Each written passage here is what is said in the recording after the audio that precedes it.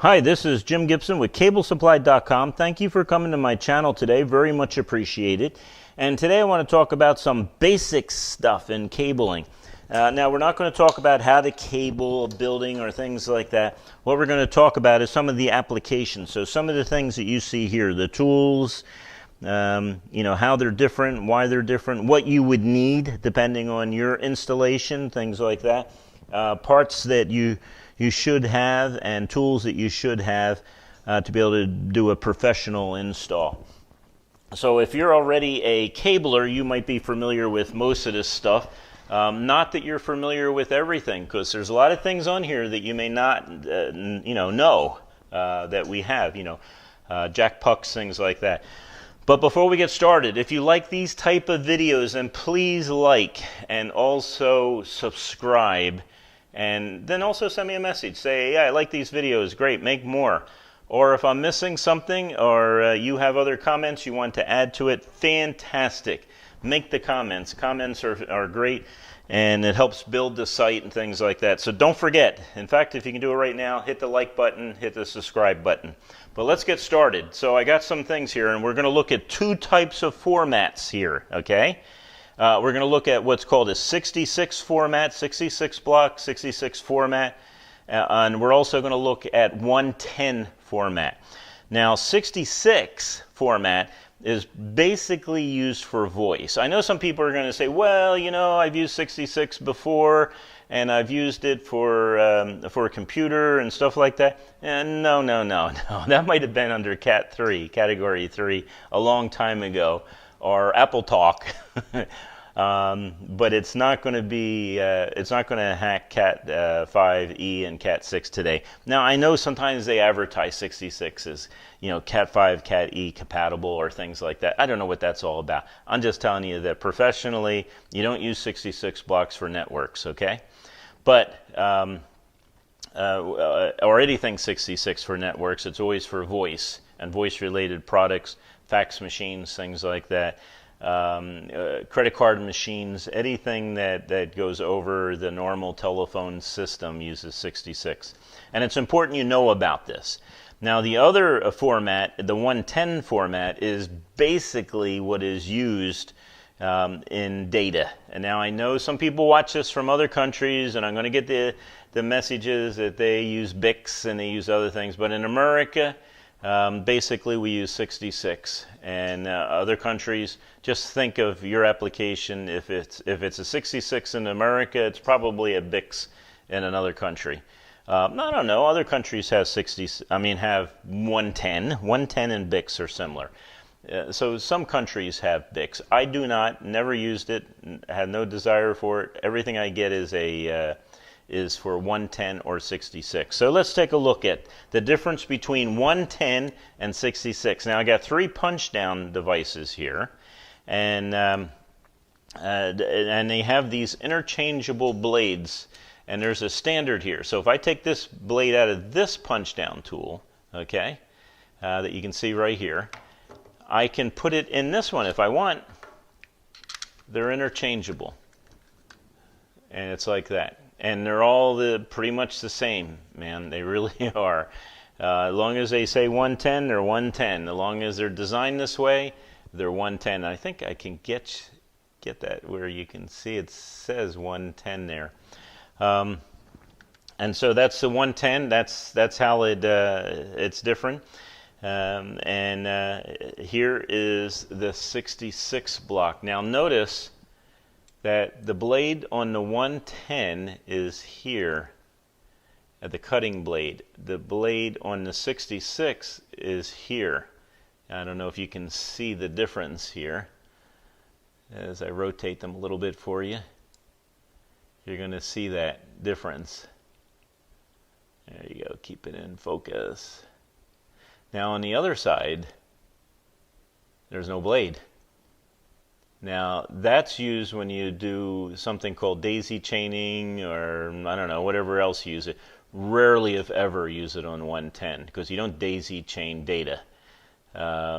Each one is terminated in such a way that it goes on to a patch panel, then onto a switch. Where 66, it's not unusual to do daisy chaining.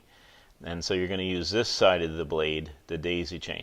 So this is for cut. This is your standard. You're going to use this 99.9% of the time when you're cabling a 66 block. And you're going to use this like 99.9999% of the time when you're cabling 110.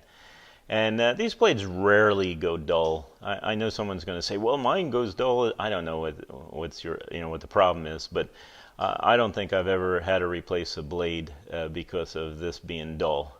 It's kind of nice. It's kind of nice setup. Both of them are kind of nice setups. But 66 is a lot older. Now let me show you some 66 and how that works. Okay.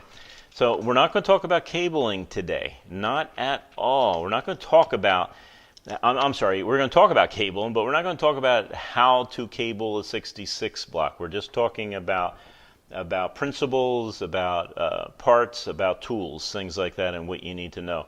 So if you look real close, this slides right over that blade. You see that? And that's going to push it down, but that's not the one I would use. What I would use is this blade right here. So I'd put that on there, and let me turn it around so you can see it. And then when you punch down on it, even though this is the wrong direction to punch down on, the wire is going to go over the top and down. So I really need to put the blade on this side, but I'm going to show you how it looks. So that's how it looks. And then when you get that impact tool, it's going to cut the excess wire off. Now, I've had people ask, well, do you have to trim the wire first? No, you do not have to trim the wire either on the 66 or a 110.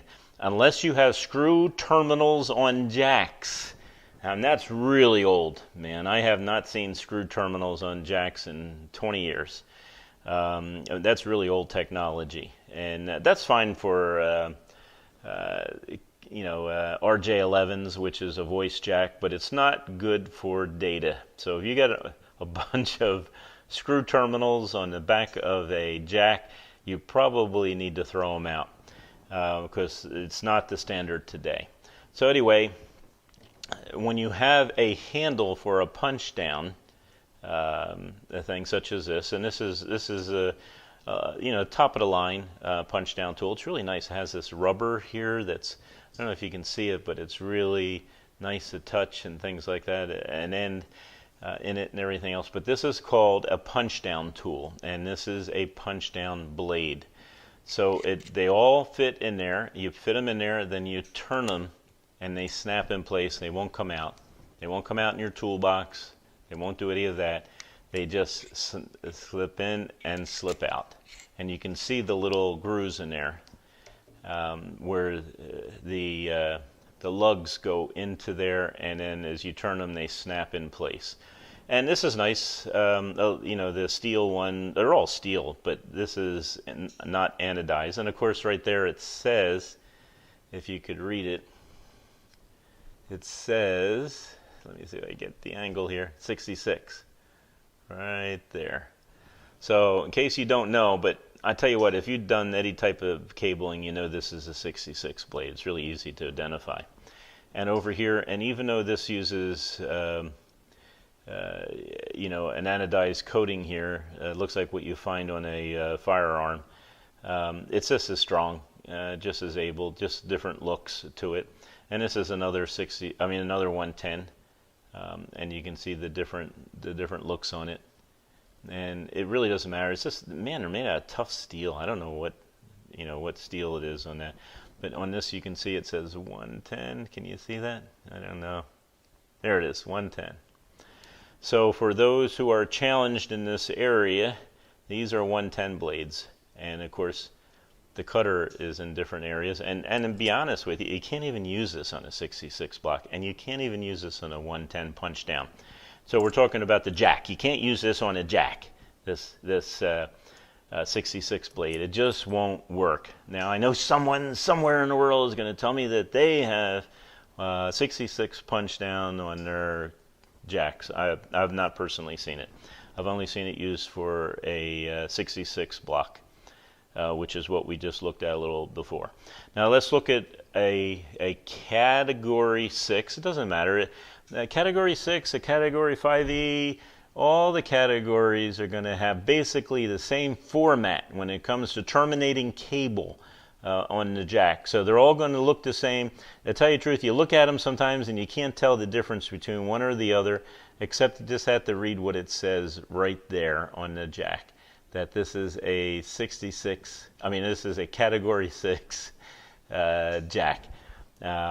Today, at the time of this videotape, if you're watching it 10 years from now, don't laugh at me because things change all the time.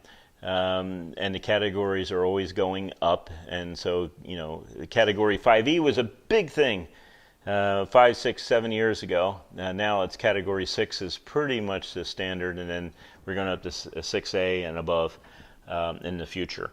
But they're all going to have the same type of punch down, and I don't know if you can see it in there what it looks like, but the wire is going to come in from here. Okay, it's going to come in from here, and then it's going to be laid on either side, and then you're going to punch them down. So let's look at some other punch down devices. This is an inexpensive but very good. This is pretty much what I use all the time when I'm doing any type of cabling, and the reason why I like this one compared to the more expensive one, and again, it's just preference. They both will do it. Of course, the high-end one has this rubber thing here, and that feels nice. Never felt like I needed it. It's not that hard to punch down. But these, this also is just inexpensive, and the reason why I like this one is because for some odd reasons these things get up and walk away. I'd say probably I go through one every couple years. And I don't mind losing it. It's not that expensive. It's very inexpensive. It's solid built, but it's very inexpensive. Now the cheaper one has these picks in here, and these picks are fantastic, especially if you're dealing with 66. So let's say you go in here to 66 block and you punch down a cable, but you punch down in the wrong place. We use the pick to grab that wire. Usually you grab it from here. You grab that wire and you can pull it out, and so that works pretty good. Now sometimes wires are just loose, and so what you do is you use this side and you can push them down, you can clean them up, you can do whatever you need, move things out of the way. So it's nice to have that pick right on the side, and that works really well. Now this system, even though it's a higher priced one and it's substantially heavier, this is heavier than this, it does not have those picks on the side. Both of them have places where you put the blade you're not using in the bottom. And again, if I was you and I was buying these tools, I would buy them with 2 blades, not just one. But if you don't do 66, you don't need the blade, to be honest with you. There's 110 blade. Again, they're all interchangeable. They all snap in place. And they're just really nice to have. In here, though, if you drop in your other blade, where's my 66? So I'm going to drop in my 66 blade in there, right? And then I got a little wheel here. So I drop the blade in there, and I got a little wheel here. And if I turn that wheel, the blade should go down like it did. And sometimes they drop down on their own. I don't know. This is new. So there it is. Now that's not going to come out. That doesn't come out until you turn it over and which way does this go? It's kind of hard. I'm looking through the screen. Not used to doing it that way. It's not going to happen right now. It says blade release on it. There you go. Doesn't this always happen when you're doing a video or something, where something gets stuck in there? They do come out. This one is stubborn. I don't know why it's so stubborn. I need some WD-40 in there or something. It's brand new and it's stiff. But they do come out. Take my word for it. That's unusual. They do come out, and after you use it a couple times, they flip out pretty easily. Now this one has a door on it. You can see the arrow. It says push it. Nothing's working for me today. There you go. Then you can put your extra blade in there. And then once you put your extra blade in there, you close it up.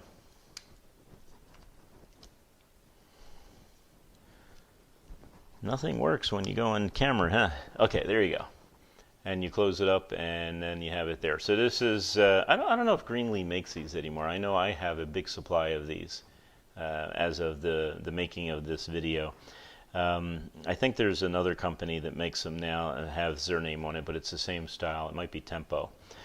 So there are the two types of punch down. Now this one is very inexpensive, and I wouldn't use it for punching down. You know, you got this little blade here, looks like it's a punch down. You can take it, you can push your cable in on everything else, but then the cable sticks out because it's not really a punch down tool. It's really some sort of cheap cabling tool. The reason I like this tool, and I keep both, I have my punch down tool and I have this, is I don't necessarily use this. I use this end. This is a wonderful invention.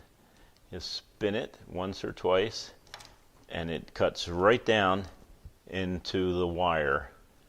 Actually, sometimes it might nick the wire, and I'm going to show you something you need to do when you cut wire back like this. But the point is I like these. It's fast, and it's usually really good. There's a little blade in there. It's very inexpensive. You can see the blade in there, like a razor blade. It cuts all different size cable. You just push it until it stops, and then you just spin it once or twice, and it cuts off the shield. It's not actually shielding, but the case on the outside. And then on the inside the wire, you have your 4 pairs. Remember, in communications, in data cabling and voice cabling, you always refer to pairs, not to individual wires. You don't, even though we have 8 wires here, it's really called 4 pairs, and they're all the same color. No matter what category you have, it's always going to be blue, green, orange, brown, and it's always going to have a white wire with it. So white is the white blue is the first wire in any pair from there. And we talk about this in another video about color coding and how to identify it and how to use it and everything else. Now, I've heard a lot of people talk about this string and they say, oh, that's the reinforcing string. You know, I don't think so. From my opinion, what it is this. You take your scissors, which I am not holding right. This is how you hold cable scissors. And you take this and you come up to the edge and you put a little bit of snip in there. It's kind of hard to do this at the same time. You got a camera sticking close to my ear. And then you pull on this. You see how it goes right into that snip? And you pull on it, if I can get it pulled, and so you can tell it is stripping the wire back. Now, the reason why you want to do this is sometimes when you're taking off the outer plastic here, you can nick these things, and you won't see them. And in fact, there's a nick right there. I don't know if you can see a little on the green wire. And then when you're wiggling it back and forth and stuff like that, and see if I can get this one to do it, it will actually break. And you can tell the way it's bending that it's close to breaking. So I can get it in the focus there. And plus the fact that if there's other cables nicked that can rub up against it, things like that, give you problems. So, and you can see that it was nicked by that yellow stripper, which is fine, because any type of stripper you use, you're going to nick the cable. And so I see people cut out the outer thing, and they strip this out, and then they punch it down. You don't do that. What you do is, you see you got it right there, that nick. So what you do is you come in here with these goofy cutters, and you cut the rest off. Now you got clean wire. You probably need more room than that, though. And then you pull that all back, and then you cut these two off. And again, I'm going to, there you go. And notice on this scissors, this is lineman scissors. Electrical scissors, sometimes it's known, but it has this thing here where you can put your thumb on it. and they have it on both sides on this model, and you just push down on it and it's going to cut the rest like that. But there's a certain way to hold this. I talked in other videos about this particular device. You have some stripper things here which I never use anymore, but used to use a lot when I had those jacks that had the little screw terminals on them, so you had to strip. Now remember, you're doing 110 or 66. You don't strip off the coating off these things. So just remember that, and remember, no matter what category it is, it's still going to have blue, orange, green, brown. Blue, orange, green, brown, and that's the order it goes in. Blue, orange, green, brown. Okay, blue, orange, green, brown. And the higher category, of course, on the cable, the more twists you're going to have. But let's twist just this pair right now. And we're going to show you some other things that you can do on a 110. So on my jacks that I sell, I have the two standards, the A and the B standards. Basically in America, it's a B standard. It's not the A. Now I heard that some places are required to do A. It really doesn't matter if you do B or A. It does not matter in the least. And that's the color code. It's going to walk you through it. And there's your blue and your blue white. So there's no need to have you know, to do B or A. Again, the standard is usually a B in America. But the difference on this is that if you do B on one end, it should be B on the other. So if you're cabling this jack, then it should be B on one end, and then on the other end at the patch panel, it also has to be B. Now if it's B on this end and A on the other end, then it's a crossover cable, and that's not what you want on your standard application. But if it's A on this end, and then of course you use the same color code, the same pattern, A on the other end, then that's fine. It doesn't matter one way or the other, as long as you are consistent. And I would say, even go further than that, stay consistent within the building. So if you show up at a building and you're just going to add a jack and it's all cabled with A, which is very unusual, and I heard the government does a lot of A cabling, just stick to the standard. It doesn't matter. But the bottom line is usually the custom, I'd just say custom, not even a standard. The custom in America is B, a standard. So you'll see the two different color codes there. What you do is you line this up pretty much like this. And again, this is not one on how to cable a jack, but I can show you the details there.